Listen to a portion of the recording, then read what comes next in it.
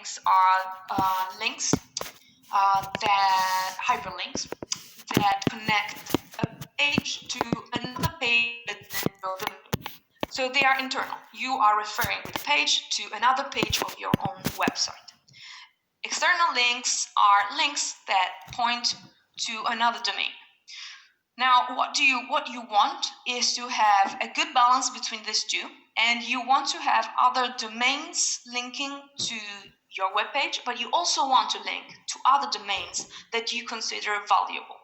And again, we go back one more time to the quality of the content that you are displaying in your website. Think about what you would like to read when it comes to know more about the type of product or service that you're displaying with your website. Any kind of question that could come up if you were that customer you want to try to sell your product or service to, that would be probably a good thing to put in your page. For instance, if I want to buy, as I said before, table lamps, what do I want? I want to know what to look for when I search for a table lamp. It would be like how strong the light it's supposed to be, what is the best type of lamp based on the color, on the shape, why other customers might have decided to pick a specific product compared to another. Anything that, let's say, clears takes away doubts when it comes to actually buying a product or a service. So what you want to do is to provide information that is relevant and important and useful to the user. Then, of course, you have to tweak a little pieces so that you have links to your web page, keywords, and so on. But first of all, keep in mind the quality of the content. That comes first. And then off-page optimization. It means connecting with others. It means what I said before, creating a network of layers, pointing with links to your webpage and the other way around. So off-page ranking factors are those that publishers do not directly control. That is because you need to establish connections with other websites. And that shows Google and other search engines that you are authoritative and trustworthy. In this comes the concept of backlink profile that describes the sites that link to your web page. The better the link back profile you have, and the easier it will get for your web page or website to rank on Google or any other type of search engine. And this is connected with what we call link building. Link building is pretty much the activity of creating connections with other websites. How it works? Well, that is, let's say, a little bit like doing networking. You need to know, first of all, your realm, your industry. You need to know what other websites or blogs that are related to what you do exist out there. But again, you have to keep in mind also what your competitors are doing, because you do not want to reach out to competitors to ask them to put a link to your website in their website. They will just not do that. So how do we tackle this link building if this is the first time you're doing it? Well, first of all, you can just as easily go on Google and search for the same keyword that is related to your business. That way you would see if you find, first of all, what other competitors and how they're doing themselves. That will also help you. Yeah, it's good to do some kind of research on that side. But specifically, you probably come across two other websites that are about your same industry, but they are probably blogs. They don't sell the same type of products or service.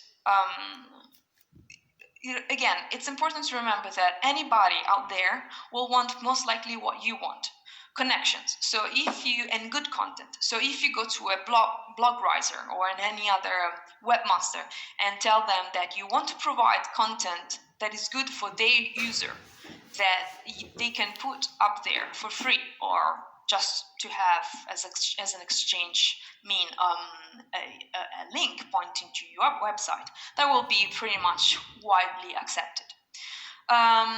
So you can search for a synonym of what your service is or product is, and you will come across with this website. You can look up for a blog section. That will be very useful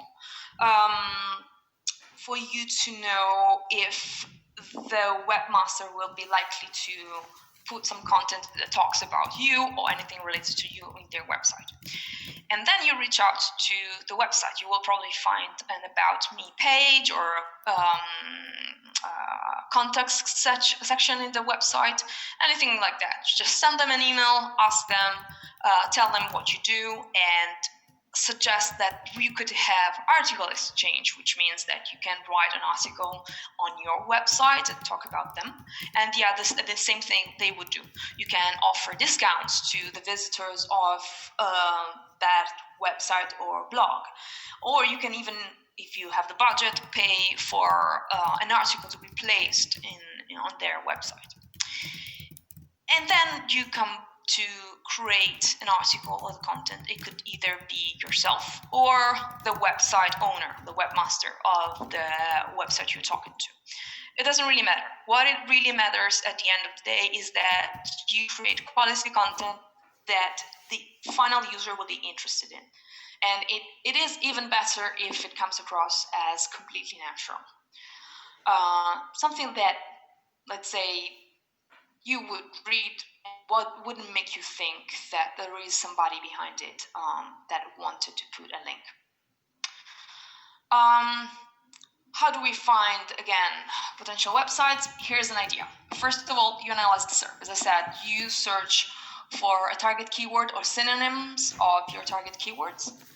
You can use tools such as Ahref. I highly recommend it. It has, although it has a price you need to pay a membership, but if you are in this field because you're building a practice, like a serious business, maybe you want to put aside a small budget to have a subscription for Ahref. I'm not trying to push it here, it's not what but it's a very good tool. There are many others that are similar. You can also check what your competitors are doing. So you can go and research how your competitors are connected to other websites. Sometimes you can even find old blogs written by different players in the field whose links in the article are old, and you might want to reach out to those players in the field, which are not competitors, to refresh the content and have a link of yours in their website pointing at your website. And then we've just talked about what you should do. But it is important also to keep in mind what you should not do. There are things that Google will find and see that they are not good, and the moment it sees you doing those things, it will be harmful. It will be harmful for your website, so it will penalize your website, bringing you down in SERP. What are these? These are called technically tactics meant to deceive or manipulate the search engines understanding of the sites through relevancy. So it's what we used to call, for instance, back in the days, it was keyword stuffing. Repeating times over and over and over and over and over again, same keyword, without really providing good content for the visitors of the page. Or duplicating content. If you find, for instance, it is totally fine to find some kind of inspiration from other websites, but do not duplicate content that is already there on the internet. Google will see it and will penalize you. You need to have fresh, new content. Of course, you can re-elaborate concepts that are out there, but it has to be different from anything else. You have to write it. One of the good things about SEO is that you get to write a lot. So if you like writing, you will do great here. And then you you want to avoid spamming content, so anything that is not relevant for the user, it's better not to have it. Don't think that it is something that you can add that won't harm. If it is something that is really unrelated to what you're proposing in your web page, just don't put it there. So, and thin content. With thin content, we consider content that talks about nothing, that doesn't provide any added value to what you're saying. Don't be afraid of putting as much information as possible in your page. Yes, you don't want to give away everything. You still want, most likely, the visitor to click on a form or to ask for more information if you're selling a specific product. But don't be afraid of keeping some kind of secret. Nowadays, content works well if it provides added value to the visitor's experience. Well, I would like to, let's say, close up with a couple of things that are important. As I said, SEO is a field that continuously changes, and there are so many changes that have happened just in the last 6 months that have already completely changed the scenery of what we do, that sometimes it's very hard to figure out what's going to be, let's say, a year from now. But there are a few things that you want to keep in mind.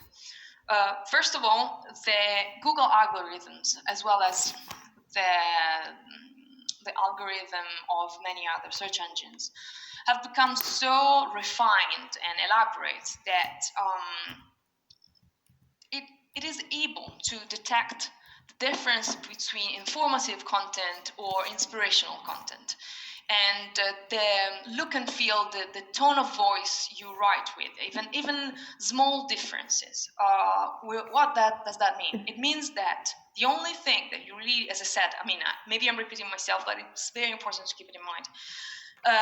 The only thing that Google has always wanted and kept in mind is the quality of the content that is displayed for the user. Because what Google wants is for users to keep going on Google, because Google provides the best experience. And another thing that Google wants is probably what we have seen coming with the zero-click search. Wants the user to stay as long as possible in the SERP instead of going on your website. Yes, this is something to keep in mind, and this is the reason why probably we have feature snippets. It's a complication that we have come across, and it's something that you will need to keep in mind and deal with working as SEO specialists. The more we will keep going, and the more complicated it will be for the more Google will do to be sure that a user has already the answers he's looking for in the SERP rather than clicking on your web page. That is why optimizing for feature snippets that provide already information is good, because you will be there, and most likely the surfer will remember your name even through that, and might in the future come back visiting your web page through another let's say even typing directly your name in the SERP and looking for your website without even knowing exactly what page to go for, but they will remember your brand. And another thing important to remember is mobile friendliness has become paramount. It used to be an added value in the past. If now you don't have a web page that is mobile friendly, you will not be able to rank. It is paramount. There's no question on that. And another thing, ads will be more and more in the SERP. That's what we have seen so far, which means that you might want to consider a good balance between SEO activities and paid search efforts to be there in the SERP when there are keywords very important. Last but not least, and we don't know much about it, but it has become a thing, and it will be probably in the next year or so, is voice search. Anything that is related to searching on the web, just use your voice. You probably have already used this when searching for something with your phone, when you're walking down the street and you don't really have the time to bother stop and writing down. That's distracting. You go like, hey Siri, something like that, or okay Google.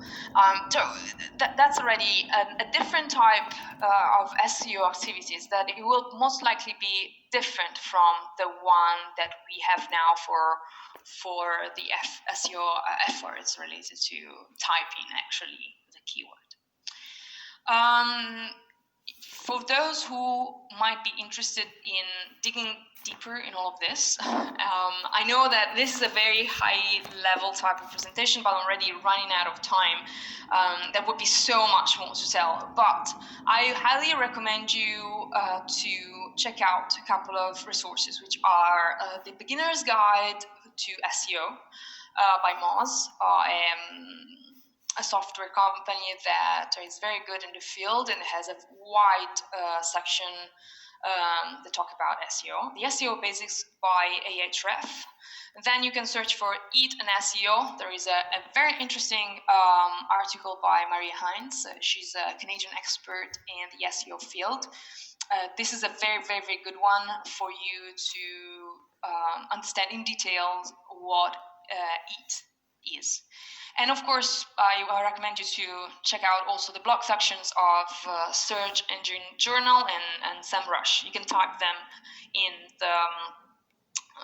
Google. You will definitely find right away the information. You can navigate through their websites. It will have a lot of information. Now, I will open up the chat and see your questions. So I will start. I hope you've written some of them. I will start reading through them. Hopefully I will be able to give you all the information that you want. Let's see if I can go start since the beginning.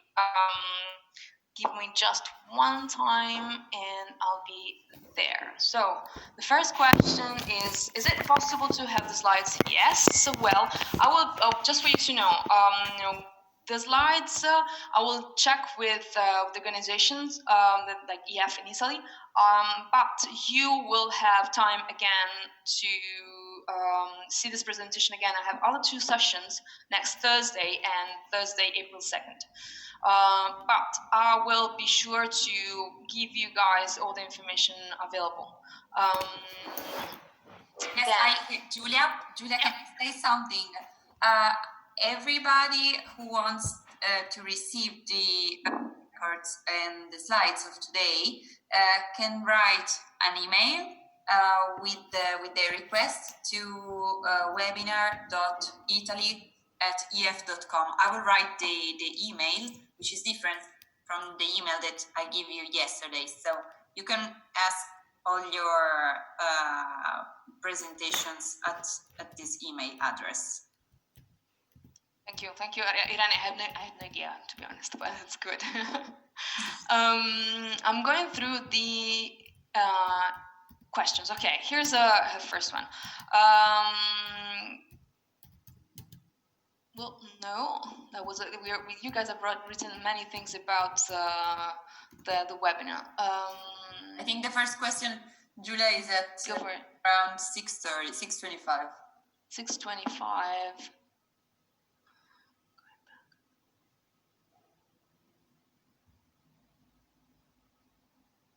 Okay, it goes like, if you have too many internal links to Google, is that classified as ads? Well, no, it's a different things. That has let's say a different, it's not considered as internal links. So depending on the structure of your website, that goes into a bit more technical. You're talking about, I guess, all the display ads that you can see in the website.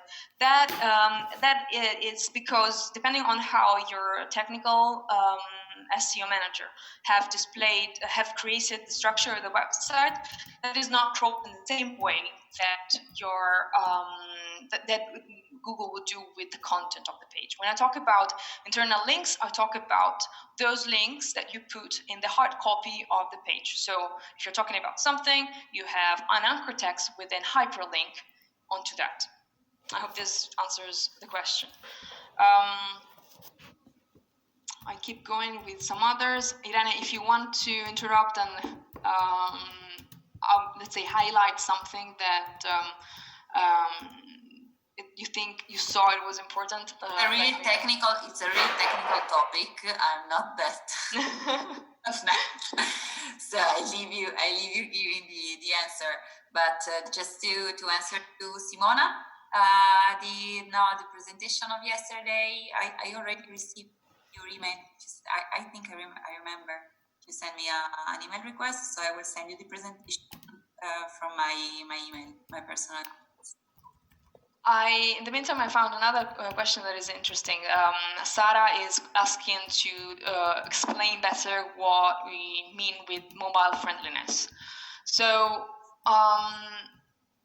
a mobile-friendly website is a website that is easily readable from desktop or from mobile. So you create a web page that you probably create on your laptop. You will see it wonderfully. The same page needs to be accessible from a mobile phone or a tablet. Most of the CRM for websites nowadays already provide the structure that you need to create a website that is mobile friendly.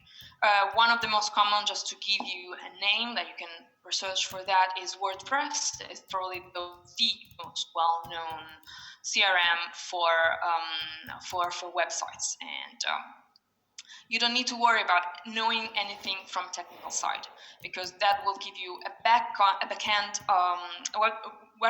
WordPress give you a backend dashboard where you easily can just write the content, and depending on the type of layout you pick, the software itself will display the content in a mobile-friendly way when the website is opened from a mobile phone or a tablet. And also they asked me to talk a bit more. I'm writing another question from Anna about snippets. Okay, well, I'll go back to the page where I talk about snippets just to explain it a bit better. Sorry. So here we go.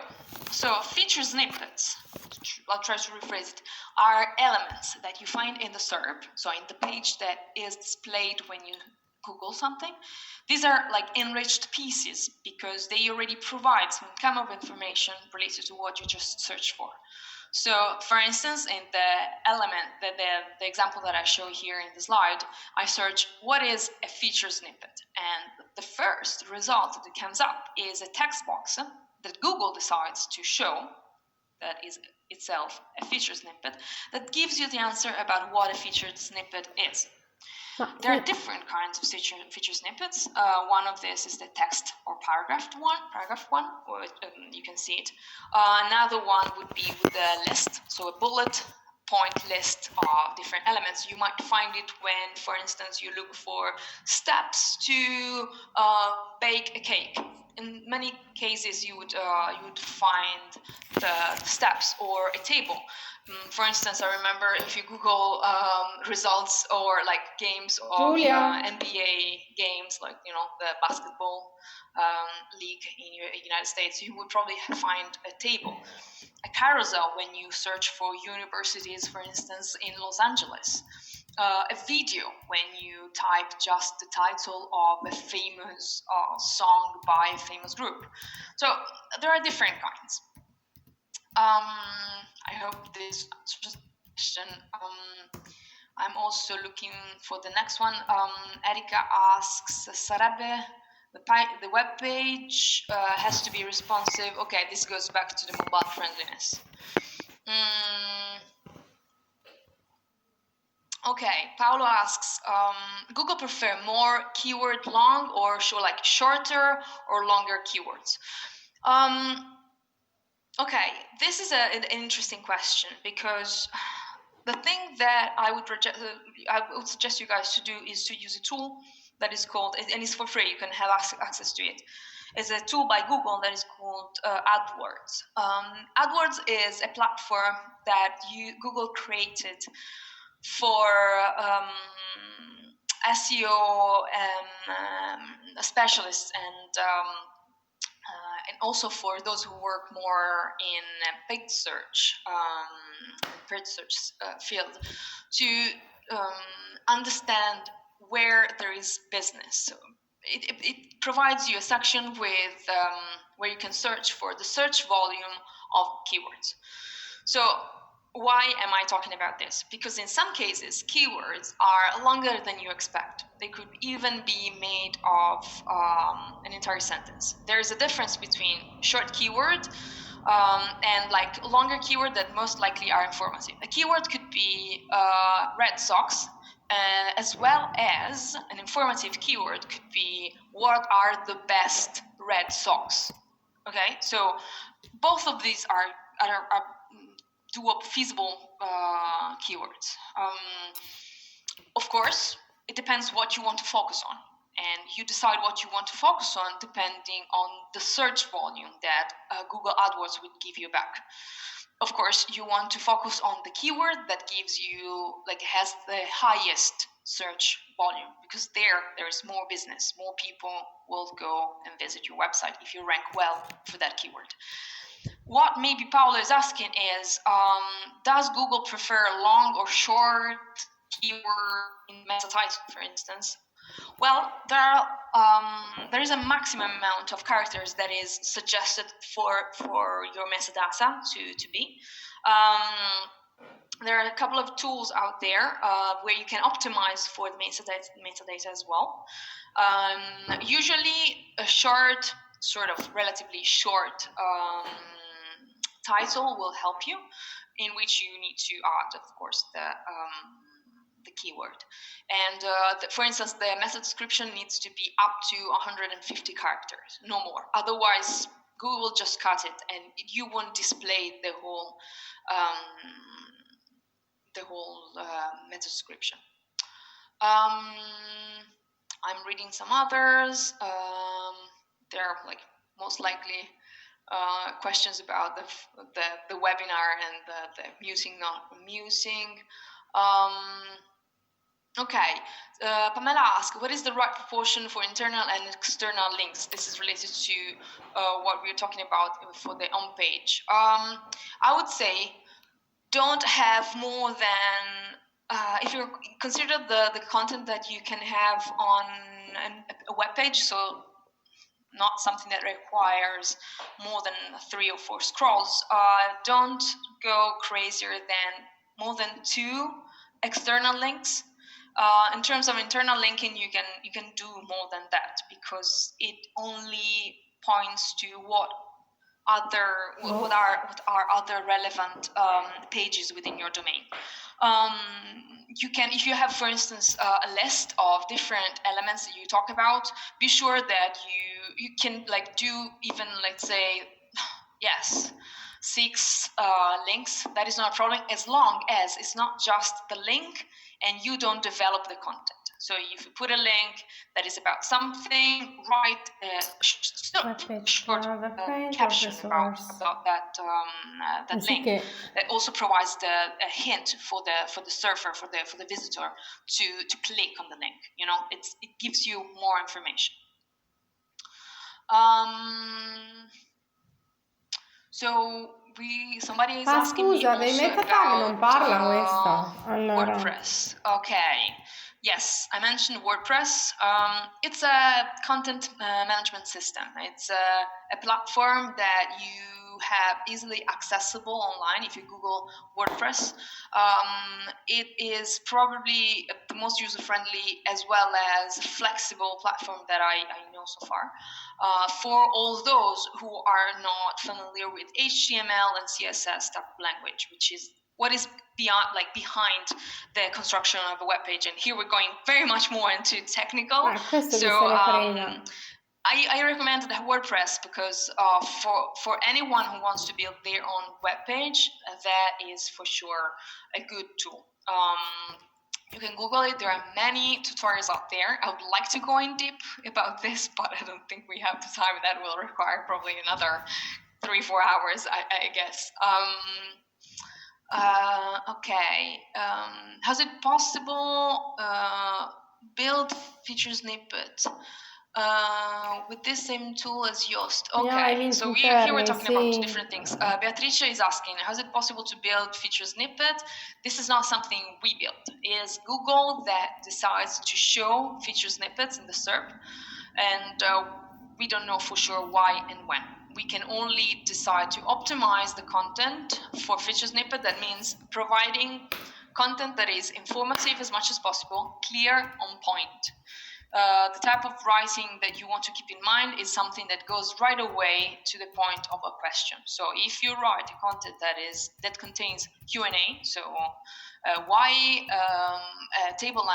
why this table lamp is the best, why I should pick this specific product, that will help also Google to read your content as potentially something good for a feature snippet. And then, of course, in the answer to that question, you have to write something that is very relevant and clears right away the question.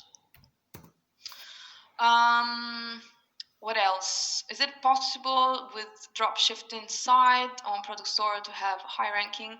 Well, I'll tell you what, I have to get back to you with this because I don't have a specific answer in this moment. I keep reading. Will you talk about SEO topics next time? Well, next time I will probably repeat this presentation because as far as I understand, it will be about the basics of SEO. But we can check in with the rest of the EF Italy team.